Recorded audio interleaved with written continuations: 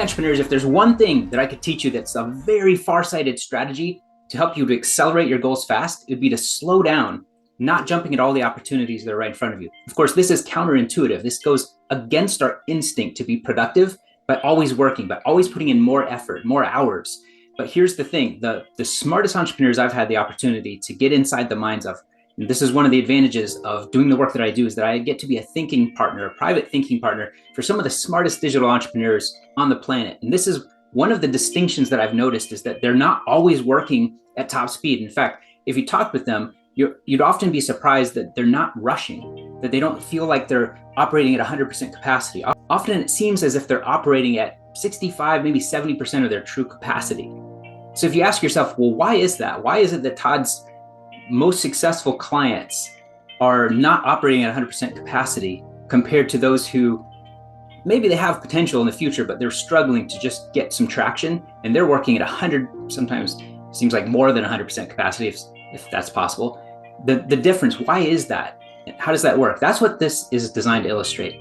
This is one of those things where I got to fooling around with ChatGPT plugins, and this actually took me about 5 sentences to get a plugin called Show Me to generate this diagram. So here's the thing, you have business decisions, opportunities that come along. What we're looking for is these asymmetrical bets, these opportunities that have low risk, don't really take that much effort, but the upside is huge if it pays off.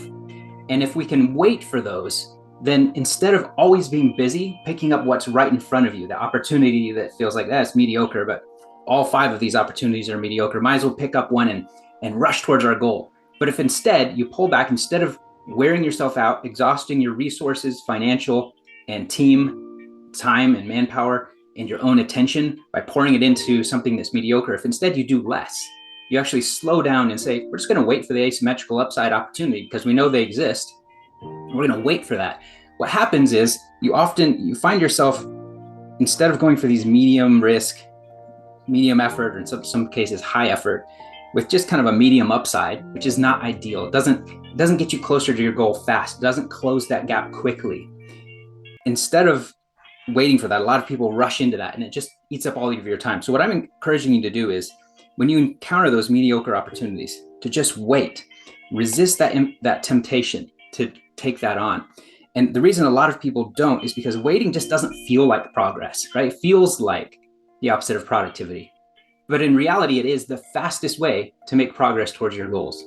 So instead, what you want to do, if you don't see one of these direct routes to an asymmetrical high upside opportunity, is you have to pass through this pathway where you just wait and it feels like you're making no progress, but eventually you do have one of these high asymmetry to the upside opportunities come your way. When you take that asymmetrical bet, you have a couple of different outcome possibilities. One is that you could have success. It could be a huge impact, right? You could have a big impact on your overall success. You can reinvest that financial windfall or time savings back into your next business decision. Taking profit off the table, paying yourself first, profit first, as they say.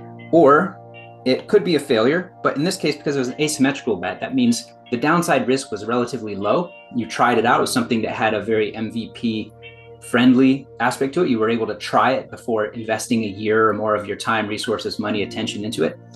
And it turns out to be a failure, then it's just a small loss, right? So you just come back to the next business decision, rinse and repeat. You can do multiple small losses. You can have 15 small losses. They're just tiny, 2% losses, waiting for that 568% gain, that asymmetrical bet that we're going for. That's the key. That's the key to success. When it comes to productivity, yes, we can talk about maximizing your productivity potential, just you as a person who shows up at work. Yes, we can talk about how to work with a team in a way that they don't drain all of your energy and stop you from doing the thing that caused you to be successful, the thing you do best, because now you've promoted yourself into this manager role that maybe you're not very good at. Yes, we could talk about how to use finances and different strategies for closing the gap when it comes to the constraint. The theory of constraints is one of the foundations that I use in my coaching.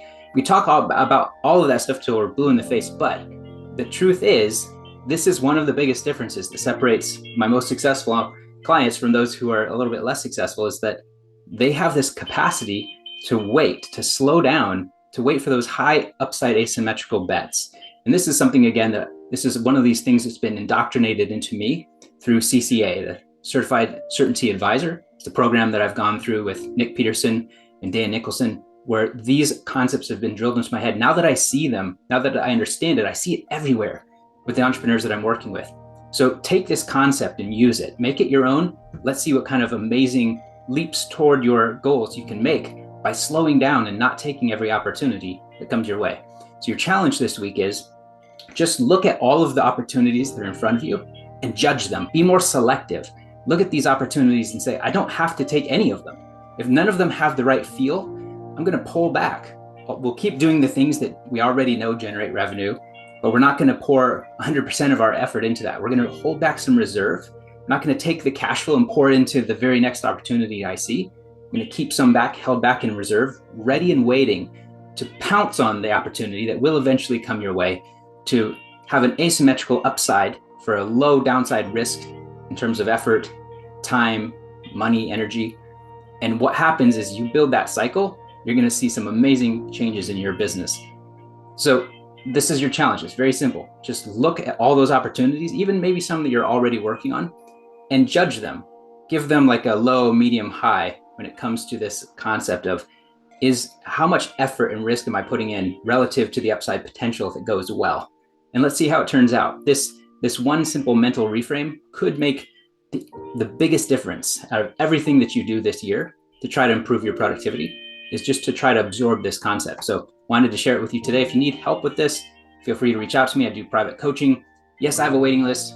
Almost always do, have for years, but I am rolling out a new system where I can give you guys access to a method that will indoctrinate your mind with some of these concepts in a much quicker fashion. It allows me to take on some new clients to work with on these ideas. So I'll talk to you again soon. Reach out if you need help.